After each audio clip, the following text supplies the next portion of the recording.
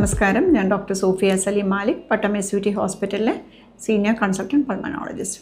ഈ വരുന്ന മെയ് 6-നാണ് ലോക ആസ്മ ദിനം. ആസ്മയെ സംബന്ധിക്കുന്ന കുറച്ചു കാര്യങ്ങളാണ് ഞാൻ പറയാൻ പോകുന്നത്.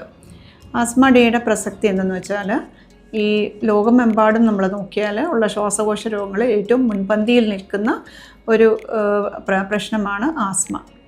ആസ്മ നമുക്ക് ക്യൂറബിൾ ആയിട്ടുള്ള ഒരു ഡിസീസ് അല്ല, പക്ഷേ അത് നമുക്ക് പ്രോപ്പറായിട്ട് ട്രീറ്റ്മെൻറ്റ് കൊണ്ട് കൺട്രോൾ ചെയ്ത് ജീവിത നിലവാരം പ്രോപ്പറായിട്ട് കൊണ്ടുപോകാൻ പറ്റുന്ന ഒരു അസുഖമാണ്. ലോകമെമ്പാടുമുള്ള കണക്ക് വെച്ച് നോക്കിയാൽ ഒരു 13% വെച്ച് 13% ആസ്മ രോഗികൾ ഇന്ത്യയിലാണ് ഉള്ളത്.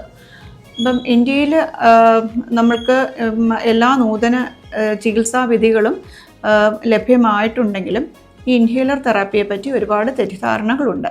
അപ്പോൾ അതുകൊണ്ട് ഇപ്രാവശ്യത്തെ ആസ്മ ഡേയുടെ theme make inhaler medications accessible to all എന്നാണ്.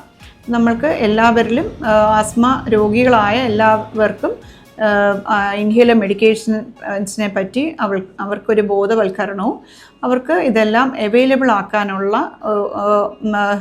സാഹചര്യം ഒരുക്കുക എന്നുള്ളതാണ്. അപ്പോൾ നമുക്ക് ആസ്മയെ പറ്റി പറയുകയാണെങ്കിൽ, ഞാൻ പറഞ്ഞതുപോലെ ലോകമെമ്പാടും നോക്കിയാലും ഏറ്റവും അധികമുള്ള ഒരു ഇൻഫ്ലമേറ്ററി റെസ്പിറേറ്ററി ഡിസീസ് ആണ് ആസ്മ.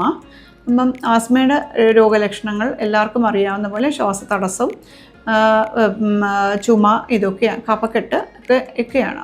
ഈ ആസ്മ ഉള്ളവരിൽ മിക്കവാറും അവർക്ക് അലർജിയുമാണ്. അലർജി വേഴ്സൺ ചെയ്തിട്ട് റണ്ണിങ് നോസ്, സ്നീസ്, കണ്ണ് ചൊറിച്ചൽ, ഇതൊക്കെ അങ്ങ് പ്രോഗ്രസ് ചെയ്തിട്ട് ശ്വാസതടസ്സത്തിലോട്ട് മാറുന്നതായിട്ടാണ് നമ്മൾ കണ്ടുവരുന്നത്. എന്ന് പറഞ്ഞാൽ ഇൻഹേലർ രൂപത്തിലുള്ള മരുന്നുകൾ കൊടുക്കുന്നതാണ്.